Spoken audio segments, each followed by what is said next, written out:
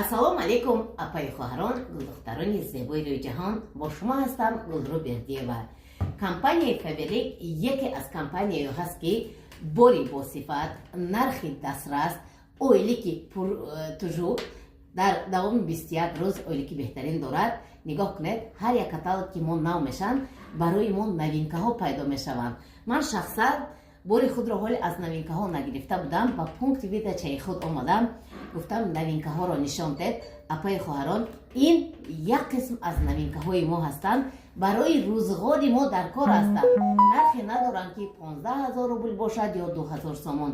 ҳамагӣ 120 рубли русӣ ва 18 сомони тоҷикӣ меистанд.